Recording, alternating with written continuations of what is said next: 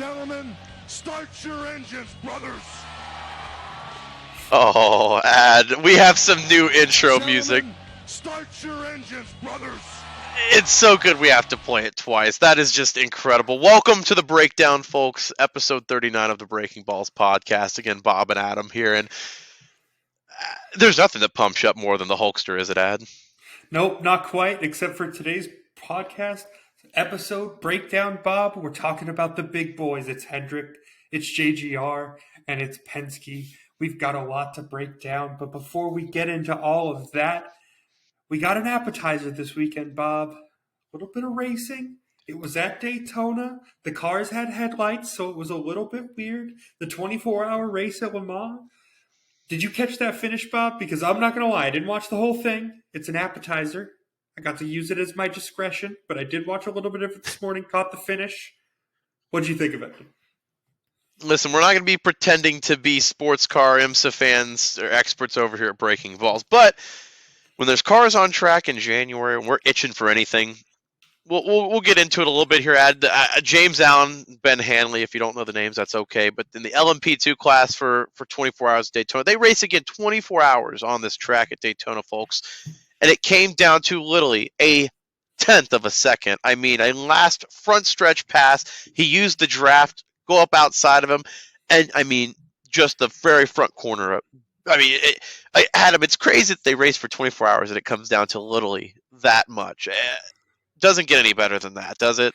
No, I mean, as far as a conclusive ending to a 24-hour onslaught of a race like that, you spend so much time invested, so much time focused, cycling through all the drivers just to be there at the end and then to get it by a tenth of a second. I mean, that's about all you can ask for is the finish. I mean, obviously, it was nice to be reminded how frustrating NBC is with their commercials as races are going on and as there's racing. So it's kind of good to get back in the swing of things. Kind of get felt familiar for sure. Yeah, felt very familiar watching Marty Snyder and Parker Kligerman send it to commercial or have the side-by-side right there, the progressive side-by-side with an onboard. It felt like I was back at home in the middle of September, didn't it? I honestly, part of me is just waiting for Burger King to start sponsoring NASCAR again so I can get the Whopper song next to Kyle Larson and Chase Elliott racing each other dirty again. Whopper, Whopper, Whopper, Whopper. And then the last thing I need this spring is Clint Boyer yelling into the Whopper ad. I don't need that. Let's not even manifest anything like that ad. It's coming. I know it's coming. No, I need a side-by-side picture, a side-by-side video of Jimmy Johnson's first nationwide crash, the one when he gets up at Watkins Glen. So when he goes right into the foam, just with the Whopper song playing and Jimmy Johnson getting out of the car. Oh, no. I'm not gonna have any more Whopper talk on my podcast. I'm not. I hate that song. It's stuck in my brain.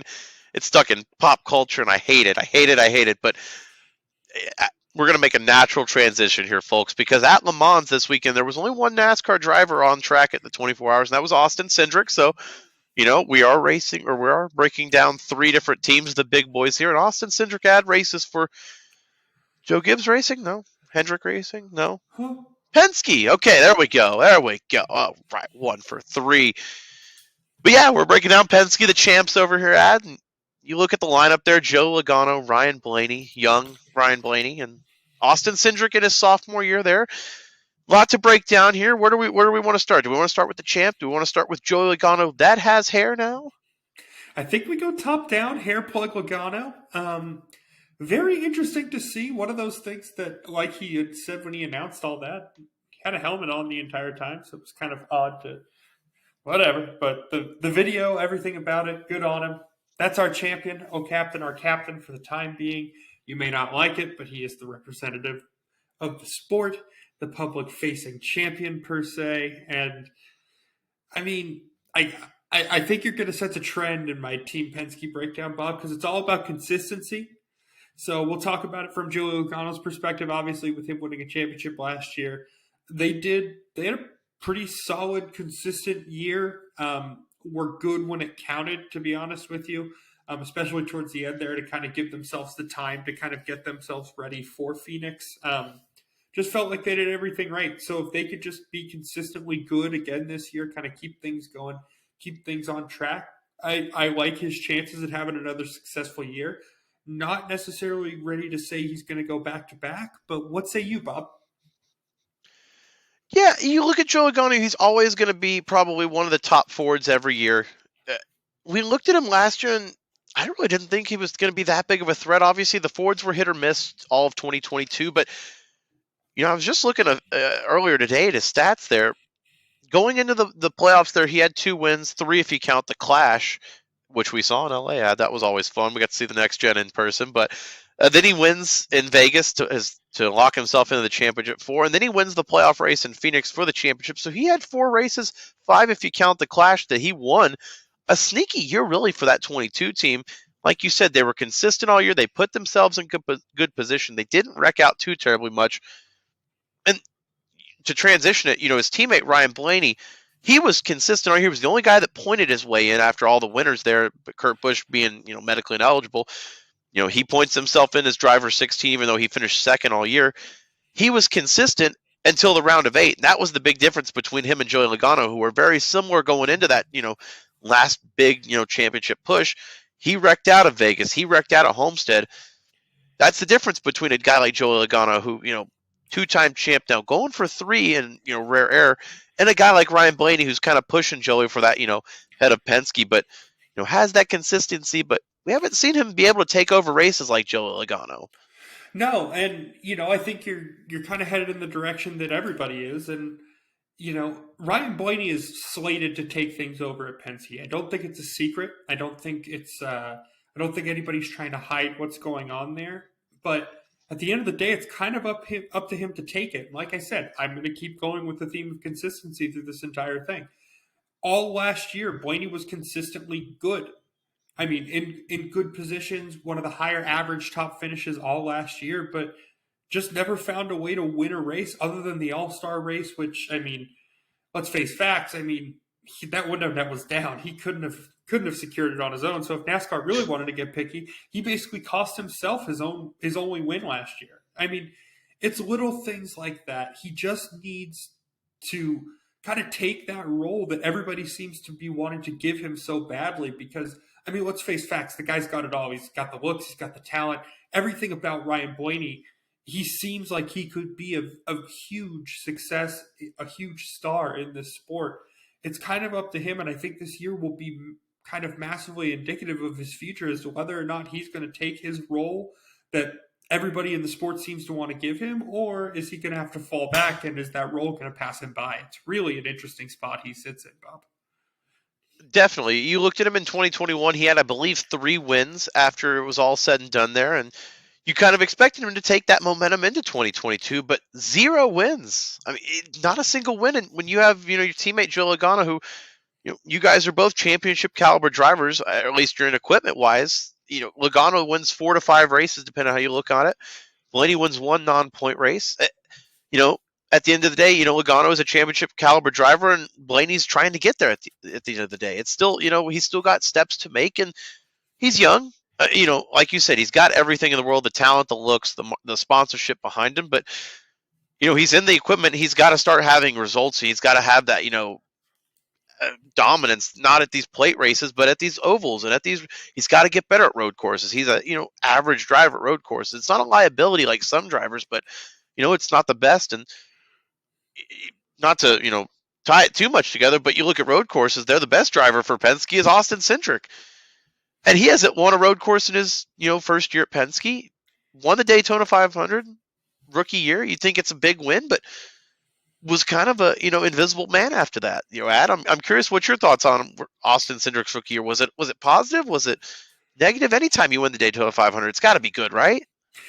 I mean, that's the big thing, Bob, is that you would give him a C, maybe even a C plus, just based off of everything, but you kind of have to keep him in that B minus range strictly because he did win the Daytona 500. And there is something to be said about winning a crown jewel race like that, especially as a rookie.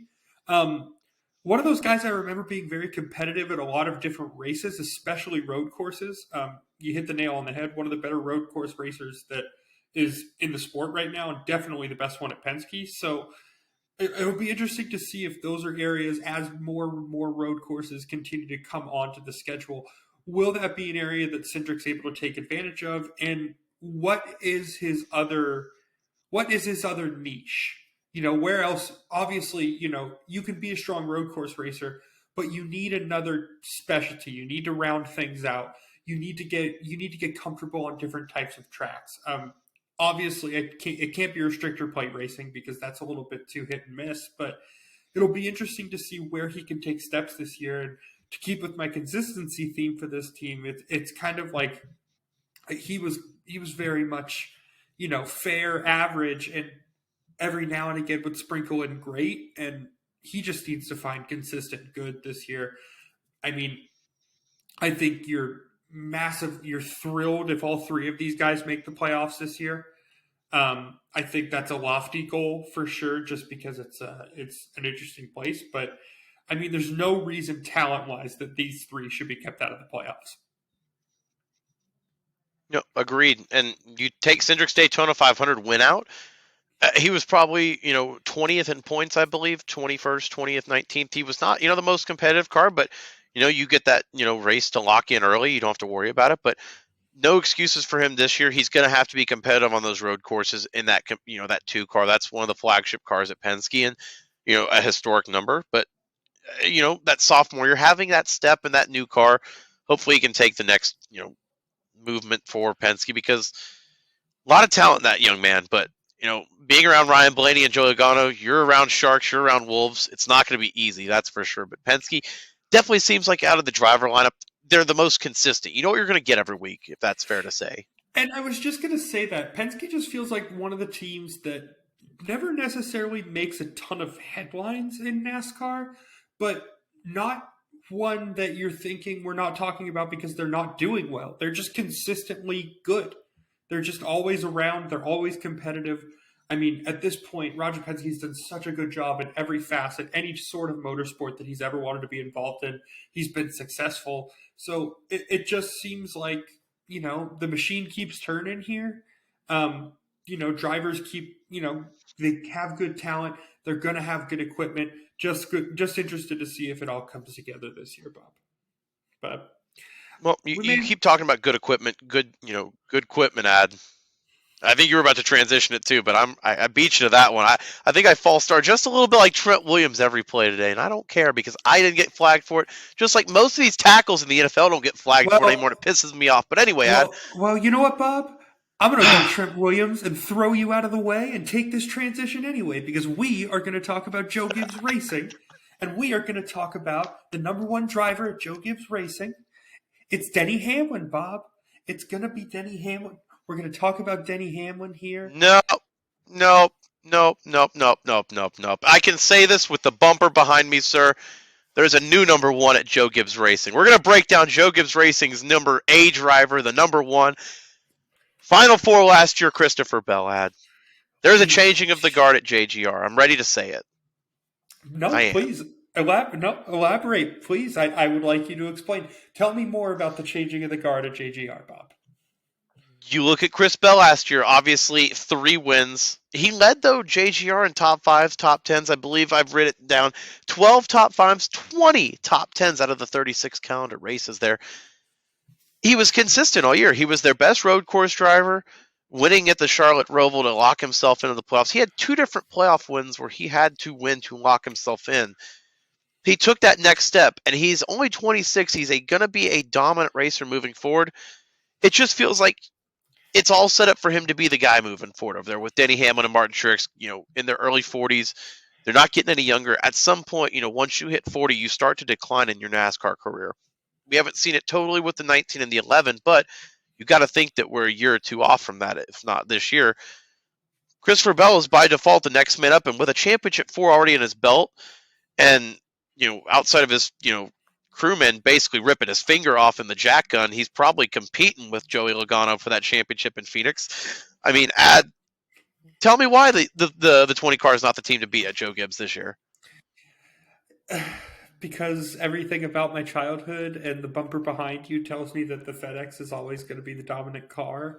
and the 11 is always going to be the number one car at JGR. But you know what, Bob? No, I got to be honest with you. The argument is incredibly convincing. I mean, he I think the DeWalt sponsorship and stuff like that coming on the 20 is huge.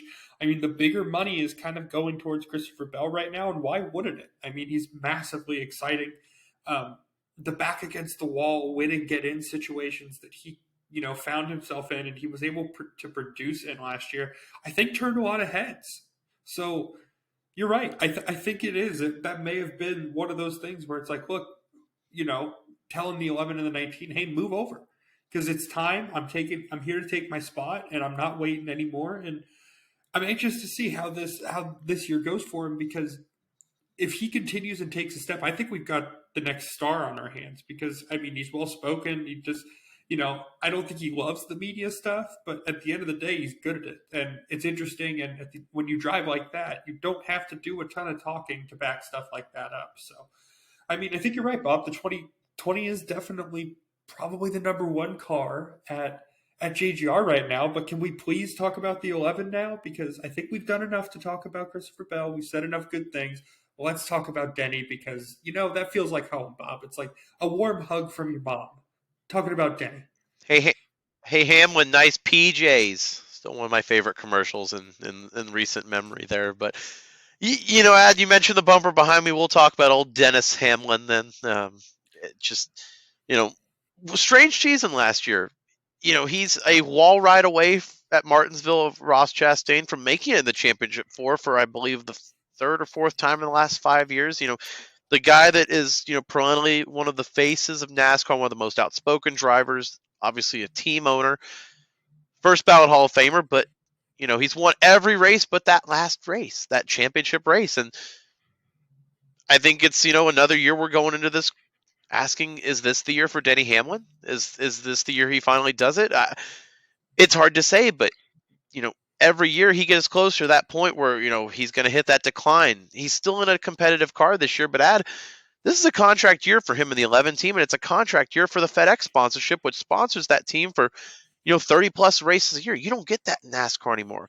They've been with Joe Gibbs for, I think, 18 to 20 years. I mean, they've been there since the Jason Leffler days. That was the original kart sponsorship money in IndyCar back in the day. They took that money when it folded and took it to NASCAR, and they've used that money ever since. I mean, that's a huge sponsor in the sport, and that's a lot of uncertainty that, oh Lord, here we go again. It's Groundhog Day. Joe Gibbs with a veteran, championship driver and a monster sponsor, both in a contract year. I'm not ready to do this again. I'm mentally not ready to do this again. But doesn't this feel different? Can't you? I mean, we can definitely acknowledge the similarities, because you're 100% right. It's another big name. It's JGR. It's a big contract negotiation. It's a huge sponsorship, big company. I think the difference here is that, and I think you hit the nail on the head, Denny Hamlin does a lot for companies and for sponsorships. I mean, hey Hamlin, nice PJs. I mean, it just goes to show you he's willing to do more, in my opinion, than Kyle Busch ever was. So I think that's what makes him more marketable for JGR's side of things, because I think Kyle Busch wanted too much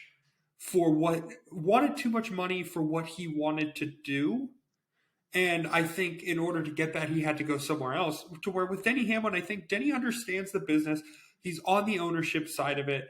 He really respects the relationships that he's had at JGR, and I think FedEx as well. So I don't know. It'll be interesting to see. I don't think FedEx leaves the sport as long as Denny's there, but that would be the only thing that I think throws a wrench into this whole thing and makes it just kind of like Groundhog's Day, like you're saying, is if FedEx comes out and says, hey, we're leaving the sport. Because then, okay, how do we get it paid? Where does this come from? What does this look like? And we're back in the same circus. But I'm not quite yet willing to say that this is the same exact situation, Bob. No, and I'm not either, but it worries me, just because, at this point last year, I think we would have said the same exact thing about Kyle Busch, where, they've been around for so long. Kyle Busch is a staple of Toyota. There's no chance. This time last year, we would have scoffed if I had said that he's going to RCR and swapped with Tyler Reddick. So I still remember hearing the RCR rumor for the first time, and kind of our reaction on the podcast. We literally we laughed at it. We laughed at the idea that he would go and I don't know. Look at us. Oh, the difference a year makes, Bob. So who knows, really? I'm very interested to see Denny Hamlin. Like I said, he's only have so many more chances before he hits that plateau, and he's going to be an owner moving forward. So I hope he can get that monkey off his back. I don't want to see another Mark Martin Hall of Fame career without the championship. There, he's won every other race, it feels like, but winning every other race is nice for Denny. He won, I think, 3 races last year. There's a guy over there, champion, the only champion at Joe Gibbs, and he didn't make the playoffs last year. I had Martin Truex Jr., top 5 in points, second, I believe, in stage wins last year, but stage wins don't count toward the playoffs if you don't win.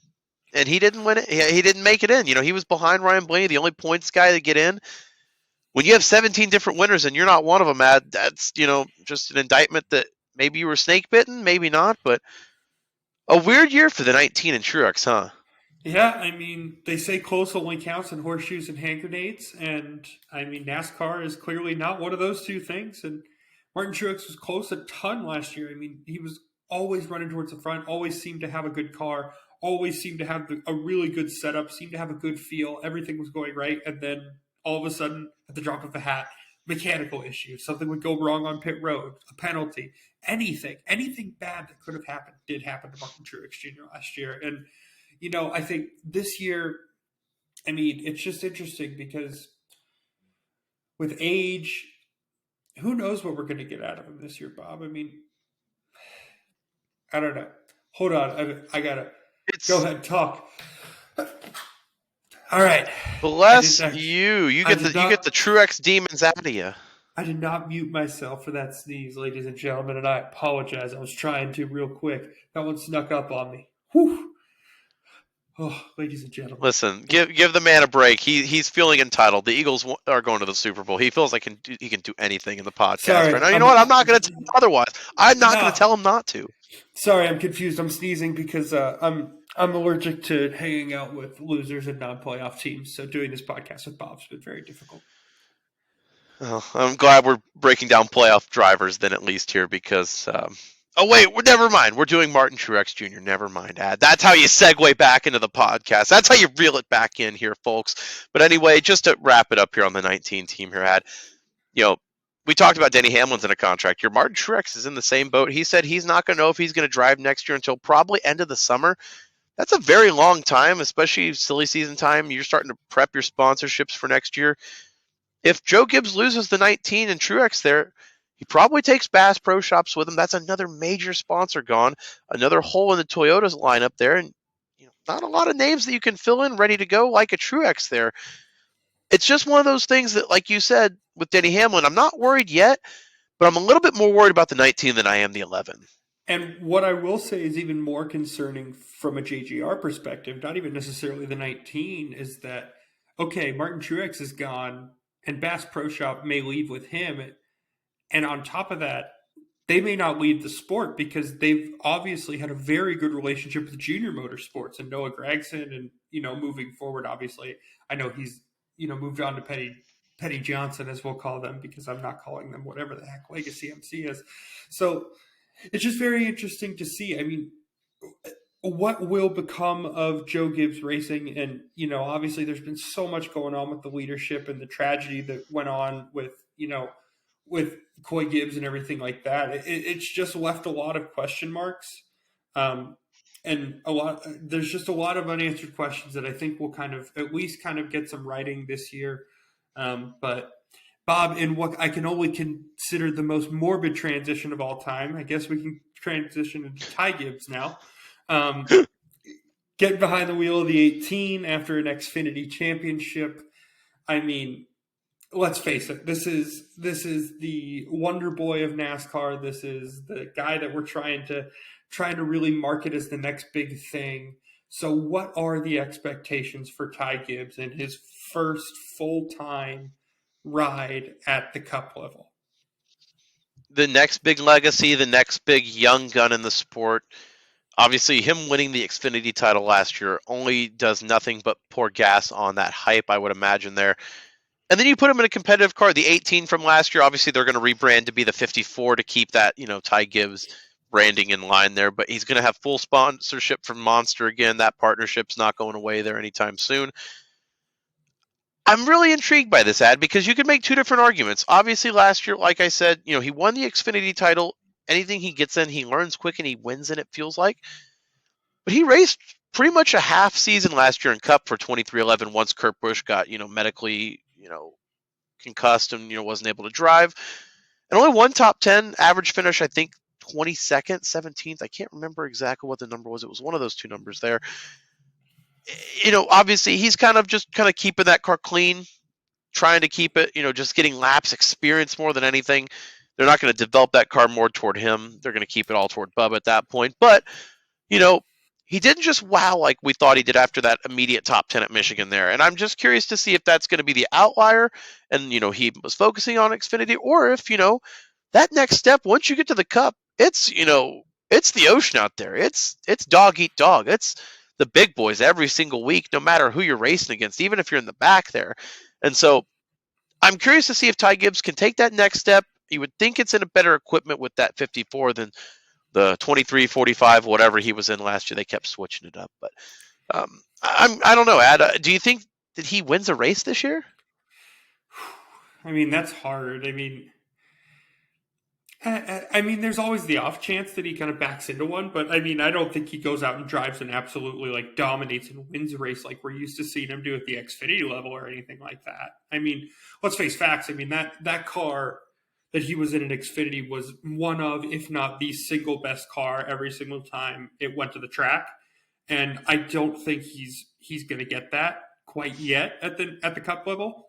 That being said, I do expect more than we saw last year in the half season. I think especially that experience is invaluable to a young kid like that. So I don't know. I know we'll see a step forward. I'm just not sure if it's going to be into victory lane yet. I think we'll definitely see some more top tens. I think he'll be a consistent top 20 guy. I feel confident in saying that. But as far as if he's going to win a race, I mean, anything can happen because we've seen crazy things happen in NASCAR, but I'm not willing to bet my life on it at this point, Bob. Agreed. I don't think he wins a race this year. If he points himself into the playoffs, or honestly, if he's top 20 in points, to me, that's a win this year. In your rookie year, it's a learning curve that's tough, especially in the next gen. But who knows? The kid's got talent. If anyone can, it's probably him. Well, I mean, the one thing that we do know Ty Gibbs to do, though, is get under people's skins. So with his first full season in NASCAR, Bob, the one prediction I'm curious from you is, who do you think Ty Gibbs pisses off first? Who do you think's a guy that when you look at the roster and think about it, maybe he's a guy who may get a little bit salty with him?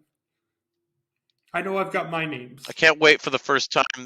I hope we're on the same page. I can't wait for the first time Ty Gibbs gets into Kevin Harvick. That's going to be just lovely.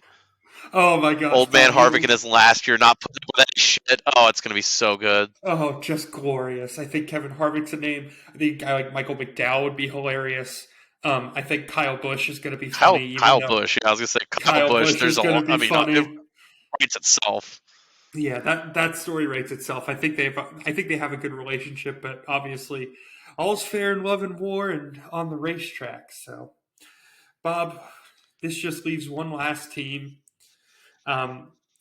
This feels like the Dallas Cowboys, the New York Yankees of NASCAR. Well, this team wins. This team wins. Come on. It's not the Cowboys. Historically. Fair enough. The bow tie men over there at Hendrick Motorsports. Bob, we're starting from the top down.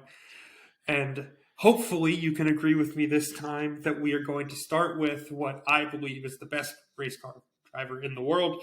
It's Kyle Larson. It's the 5 car. It's Cliff Daniels with the crew chief.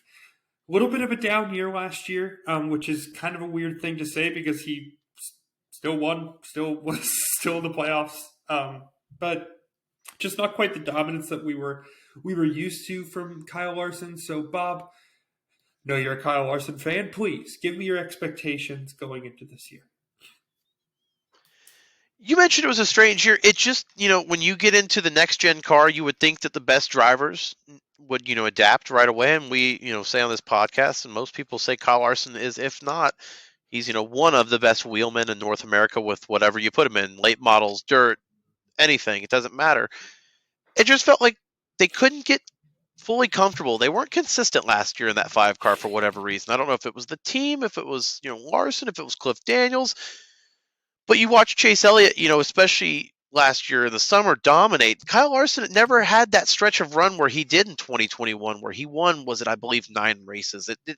He never had that dominant stretch there. And, Cliff Daniels got suspended mid-year for 4 races with that lug nut issue. And, that never helps consistency there. But you never saw Kyle Larson be confident behind the wheel. And really what comes to mind, I remember back on the Coke 600 in the longest race of the year back in July, Memorial Day weekend. This was May, I guess. Whenever Memorial Day is, who cares? I care. Just for the record, I care about Memorial Day. It's not going to phrase that a little bit better. Let's keep circling the drain, brother. You're doing great. let's just keep going here anyway. But I remember Larson's confidence, and he had to be literally talked off ledge saying, "You're the best driver in the world, man. Hey, you get 60 laps, then we're resetting, we're shaking it off, and we're going back." And a guy like Kyle Larson that's, won everything there is, Knoxville, Eldora, NASCAR, every open wheel. It was clear that last year there was something a little bit off. They were missing something. And even with 3 wins, I'm curious to see if they can, get back to that 2021 dominance, or if they're going to be unsure a little bit in their footing next year. Hey, man, I'm just going to say it. Kyle Larson just had a new baby. Obviously, pregnancy never easy on anybody, never easy on a family. Maybe he was having an off year. Maybe he had a lot going on in the personal life. Things seem to be, kind of all correct on the home front. So maybe we can kind of see if Kyle Larson will snap back into form. I can't believe he's got any trouble adjusting to the next gen car because, when you're driving that many different types of race cars all the time, you got to think you're pretty fluid with stuff like that. But no question here. He'll come out, he'll win races. It'll just be kind of how many, in my opinion. It goes to show, though, that, you and me are debating about Kyle Larson having a down year here, Ad. He won 3 races last year. Do you know how many dudes would kill to win 3 races in the Cup Series last year? 99% of the garage would kill to have his season last year. But, lo and behold, a disappointing round of 12 exit, and that just shows the championship expectations we have for him after, that dominance in 21. And especially with his teammate Chase Elliott winning 5 races last year, we can jump kind of into that 5-team ad, or the 9-team ad. Tale of 2 different halves, it felt like there. He dominated the regular season, but struggled going into the playoffs, didn't he? Yeah, it would have been 6 wins too if it wasn't for Kyle Larson's willingness to move his teammate in the corner over there at Watkins Glen. One of these things. California happened too, where he, kind of pushed him into the wall. There's a little bit of history. Hard racing at Hendrick. Hard racing. Yeah, hard racing. It's 1A and 1B, and 2 guys who love to win. So of course you're going to get competition. It's just one of those things that's going to happen. But Bob, as far as Chase Elliott goes, you hope to see more of the beginning and middle of the year for Chase Elliott as opposed to what it was towards the end of the playoffs, because it was massively inconsistent. Because he showed up in the playoffs, kept kind of like calling his shot, like, "Oh, it's coming next week, it's coming next week," and after everything, dust settled and it never came, and he didn't qualify to move on at all, and it was one of the more surprising no-shows of the playoffs, because you just look at it and you think, okay, Hendrick Motorsports, Chase Elliott, they're going to get in the playoffs. They're going to be successful. They're going to, they're kind of a shoe-in to make the top 4, especially given where he was at after having such a strong regular season lead and really having a dominant year. So, it was good that he did, because if he didn't perform like he did in the regular season, he would have been out of the playoffs much sooner. But how does that change? How, is that something that comes with more time in R&D and in the simulator and stuff like that to get these setups right when you're getting to these playoff tracks? Or what does that entail? I'm not necessarily sure, but you hope that things get better than they were towards the end there for Chase Elliott, Bob. Definitely, and you kind of hit the nail on the head there, where it just he was so consistent at the beginning of the season. In that middle part, he was dominant. That stretch where I think it was 5-6 races where he was first or second. That Nashville, the Dover, the Road America, Atlanta, where he wanted his home track there. He had that stretch where he was red hot, and then you take him into the playoffs where he had only 3 top 10s in the entire time. But again, you mentioned that consistency in the regular season. It just goes to show how valuable that regular season dominance and that regular season championship is, because even with his struggles in the playoffs, he had that cushion. He had that cushion built up from that dominance earlier on, where he kind of could point his way in, where a lot of guys weren't able to do that, like Christopher Bell, who had wins and great finishes, but that consistency may not have been there like Chase Elliott at the beginning of the season. And he used every bit of that cushion to get himself in the championship 4. Again, it's an interesting way to look at it. Is it a failure of a season, winning 5 races and making the championship 4? It depends on how you look at it, Ad. I think with the Hendrick team, I think they view it as a failure because they didn't win the championship with any of their cars. But it feels like it's 1A, 1B at Hendrick with Larson and Elliott. And then you've got the other 2 guys, which, again, this is probably the best Hendrick lineup they've had since that, Gordon Jr., Johnson, Martin, or Kane, depending on how you look at the 4th car there. This is the best lineup they've had since that, late 2000s era. But William Byron and Alex Bowman, they're not championship threats like the other 2, are they? Not yet. I would definitely say Byron's closer than Bowman. So we'll talk about Byron a little bit more first. I think Byron took a lot of really good steps, but another guy who, as the season went on, kind of disappeared. Got his win earlier in the season. I believe it was at Martinsville. So and then had multiple wins. I can't even remember. Martinsville and Atlanta. Yeah, it was Martinsville and Atlanta, I believe, are the 2 places he won. And it's like you almost forget that he won both of those races because he was just so dormant for the rest of the season. I think there was a lot of talk and buzz around him towards the beginning of last year, and rightfully so. He was winning races, all sorts of things going on. I'm just interested to see if that success can stick around long term. And I would venture to say no, because at this point, he's the clear number 2, if not 3, if you wanted to figure out a way to sort out the Chase Elliott versus Kyle Larson debacle on top of him. He's either 2 or 3. So it's not like you're going to be getting necessarily the best equipment, but to see him win races and have speed with what he is being given and with the information that is, going down over there, I have been pretty impressed. That being said, I think it will be interesting to see how that team goes this year, how much they put into it, because I think William Byron does have a chance of being a guy for Hendrick. Is he the guy ever? I don't know, but you don't necessarily need that because Kyle Larson's going to be around for a long time. So just and Chase Elliott for that matter. So just an interesting place. I think William Byron is perfectly slotted where he is with Hendrick now. It is up to him as to whether or not he will outgrow it at the end of this year, or if he will once again be comfortable in that 3rd slot. And it's tough to, be in that 24 car with all the history. There's a lot of pressure on that too, being, in the 24, that historic number. But, he's probably the best plate racer at Hendrick. With the Atlanta race, that's technically a restrictor plate, I guess, now. And, he's won multiple Daytona races in the summer. It's not that he's, bad by any stretch. It's just the consistency thing that a lot of these guys struggle with now. But you looked at the Martinsville race where he got bumped out by Joe Logano at the end racing for the win. Or not Martinsville, I'm sorry, Darlington. In that throwback race in the spring. Ever since then, he went, I think, a 3-month stretch where he didn't have a single top 5. If you're in a Hendrick Motorsports car, look, I get it. There's never a time where all 4 cars are firing. That's just not realistic in this day and age. I understand that. But to go 3 months in the top team's equipment without a top 5, no matter how young you are, it shows the leaps and bounds that he's still got to take to be competitive long term in that car. Obviously he made a few more steps, got into the round of 8 this year. Looked like he may have, be a dark horse early on the season to make a championship run. But again, he's got a long way to go. And a guy that we mentioned, being in a historic 24 car, the 48's just as historic, and Alex Bowman taking over that car. He's been hit or miss. He's found a way to kind of be in spots to I don't want to say fall into wins because that's not fair to say. You've got to put yourself in contention, but he's never really been a guy to dominate races in Hendrick. And one win last year, I believe. Is that right? One win, yeah, at Vegas. He's going into a contract year. His sponsorship with Allies going into a contract year. This guy just feels like he needs to take a step this year. He needs to do it quick, right?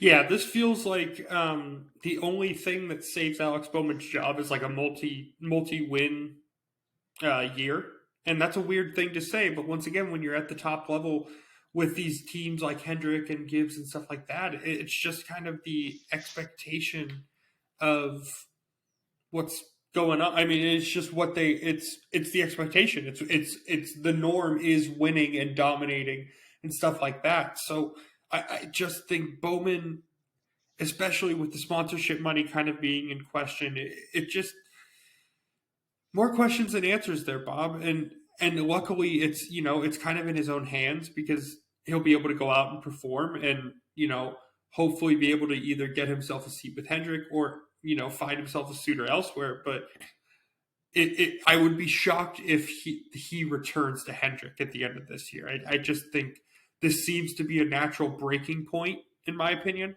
I just think his times there's been kind of underwhelming. Not sure what that relationship looks like, but could definitely see them going in another direction. That's interesting you say that. I disagree just for two reasons. It's simply just the fact that I think Ally is happy with the status quo right now. I don't think they're going to rock the boat too terribly much. They're happy with Hendrick Motorsports. They're happy with Bowman as their face. He's 29. He's marketable. Got a personality when he does show it. He does have a decent personality off the track that some guys don't. And then the other thing is just simply, who's going to replace him in that 48 car? That's a very competitive seat. The free agent class isn't great this offseason, with Truex, with Hamlin up to Chastain's up, Harvick's leaving. There's just a bunch of different uncertainties there and not a lot of upcoming talent right now. I think Hendrick would be smart to kind of keep things status quo, maybe extend him for another year or two and just, see it out. But if he goes winless here and he doesn't make the playoffs, that is a very realistic possibility. It really is performance based, in my opinion there. But you add Blake Coleman as well, Michael McDowell's crew chief. That's a big change for performance as well, and I think that's going to help them long term in preparation and speed. Well, that's the thing. I think with the new crew chief and stuff like that coming over, it just feels like they're saying, "Look, we're going to do everything we can to make you successful. Put up or shut up." And at that point, that's really all you can ask for as a driver. I'm just interested to see how Bowman takes the opportunity, because it feels like a lot of times he's been lucky rather than good. So I'm anxious to see if he can prove me wrong and be that driver that that is deserving of that seat of the 48 car at Hendrick, because like you said, it's a historic number and it's one that comes with a little bit of a responsibility, and especially because the man who made that responsibility is kind of hanging out over there, and every now and again will be next to you on the track. So it'll be interesting to see. Heavy is the crown over there at the 48 car. So it'll be interesting to see if Bowman will continue to wear it with grace. It's the blessing of being in a competitive environment like Hendrick, and it's also the curse, the pressure of being in that environment and in a competitive seat there. It's not easy, but I think he'd kill for that seat, and there would be a lot of drivers that would be on his back hunting him for it. But is there anything else that we need to wrap up here on Hendrick before? I do have one more question that will tie in here, but I wanted to get your last thoughts here on Hendrick if I missed anything, Ad. No, nothing really. Just I think as far as an organization, you look at some of the names that they've got around. I just think having Jeff Gordon around and stuff like that anytime he's around your race team. I know we talked about it a little bit with kind of how the sport does need to get younger and get new faces, but just that type of experience in your shop, I mean, you can't go wrong with stuff like that. So I just think Hendrick is really set up long-term for success, as they always have been. It's the big wheel keeps turning, as we say, and here goes nothing. Another year with Hendrick, probably towards the top of NASCAR, Bob. I would not be shocked to see Hendrick Motorsports with 10 wins or more again. Just the machine keeps on rolling there. But Ad, you mentioned long term. I'm going to leave you with a question here to kind of wrap up the breakdown tonight. Just we've mentioned a few drivers with some uncertain futures. Obviously, our last breakdown, we talked about Kevin Harvick, and that seat's going to be up in the 4-car for SHR on Thursday night. Go check it out if you haven't on our YouTube. But, I'm going to give you 3 drivers that we've talked about tonight, and I want you to rank them on most likely to least likely to be in that seat next year.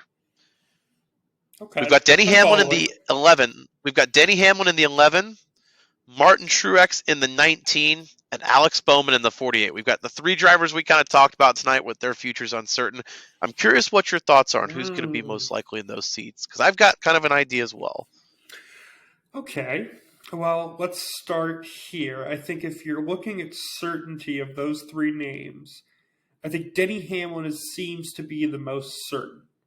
That being said, like we were talking about, I think the big domino there is if FedEx is going to stay with the sport. But if FedEx stays in the sport, I really like the 11 sticking with JGR. That seems to make sense. Then you head into murky waters because with Bowman, I just don't know where Hendrick sees him. I know where I see him, but I don't know where Hendrick values him. All signs point to them really valuing Bowman, but I just have never necessarily understood why. But that's why I'm not necessarily in the decision making process. So, I guess I would have to make it so that Bowman would be my medium level confident, and then I think Truex is as good as gone, man. I just think everything about how he's talking and not wanting to make a decision, it just seems to be kind of handcuffing JGR in a way to where they're not really going to be able to offer him a full-time ride. So maybe, the only other thing I could see is maybe him splitting time with somebody and that type of deal. But I just don't necessarily see that happening. It just seems like something that, kind of like a quarterback situation in the NFL. You got 2 drivers, you don't have one. So I just, if I had to rank it, I guess I would go most confident in Denny, medium confidence in Bowman sticking, and then the least confident that Martin Truex will be in the seat. But I'm curious, Bob, what's your take on this? Yeah, no, I'm glad that we kind of agree on this one, actually. Denny, Bowman, Truex, fairly for the same reasons. I think Truex is probably gone. It seems like he might have a foot out the door. Like I don't see him doing part-time like you said, especially in that competitive seat. I don't see anybody letting that 19 go part-time. They're going to be championship or bust one way or the other. Even if they have to call up John Hunter Nemechek, it feels like they would put that over half of a Truex. But the biggest difference between Bowman and Hamlin for me, and this is just kind of apples to oranges, kind of threading hairs here. I think that the 11 and the 48, the biggest difference between the drivers being kicked out of that seat is Hamlin is not as tied to the sponsor as he is to the organization, as Bowman is to the sponsor. Ally really has the call if they want Bowman in that seat or not, where Danny Hamlin can find other sponsorships. I know we don't want to do this again with Kyle Busch. I don't want to do this. Can they go out and find other sponsorships to replace FedEx? But I think it's more likely than it is, the 48 team responsoring. They'll find somebody that would, come in and partner with Ally more than, FedEx rebranding with someone else there. So for that reason, I'm with you, but just for slightly different reasons, Hamlin, Bowman, Truex there. Yeah. I'm glad to see that we agree there, Bob. But before we let the people go from holding them at mouth point here for a little while, listen to the podcast. Thank you if you've made it this deep in. We really do appreciate you. Any last thoughts here, big dog? No, it was nice to watch a little racing with Le Mans this weekend, a little overnight racing, and sad football's wrapping up here, but we are officially less than a week away from the Clash out in LA and the Coliseum, and that means that NASCAR season is pretty damn close, my friend. I can't wait, because all this talking has just made me ready to watch some racing. I'm ready to be yelled at by Clint Boyer and Rick Allen. I know I said it earlier, I wasn't, but I am. I'm ready. Yeah, I'm just ready. You hit the nail on the head, Bob. I can't say anything you didn't say before that is going to add anything new to the conversation. I'm just excited for racing, man. If you like the breakdowns, like the team previews, we're going to be doing this weekly, all week, before races, after races, as news drops, everything. We are going to keep you covered and be posting it all on YouTube. So go ahead and please subscribe, like, comment, everything in the YouTube. Let us know what you think of our opinions. If you think we suck, please let us know. We'd like to hear it. We'll shout you out in the comments. We're here to talk a little shit with the people, kind of build a community around here at Breaking Balls, Bob. People that like to talk about NASCAR that aren't necessarily weird dudes in a Facebook group who were posting about how they were at the track in the 70s and a tire ran over their foot or something weird like that. We try and keep it a little more modern over here. We try and interact, and we'll make a community out of this. Normally, I would end this, obviously with Fly Eagles Fly, but I have another audio clip that I think we need to fittingly end it because I'm just so in love with this clip. Is there anything else that we need to wrap up here? Otherwise, I'm gonna click it. Nope, go ahead, man. Let's get out of here. I'm excited. I want to hear it one more time. You might have to click it for me, because it won't work for me. This is embarrassing. It won't work for me. I'm not getting Hulk. This has been the Breaking Balls podcast, ladies and gentlemen. The breakdown is over. Bob, this is embarrassing, and it's all over. We're ending it like this. Goodbye. I didn't get my Hulk Hogan. See you later, brother.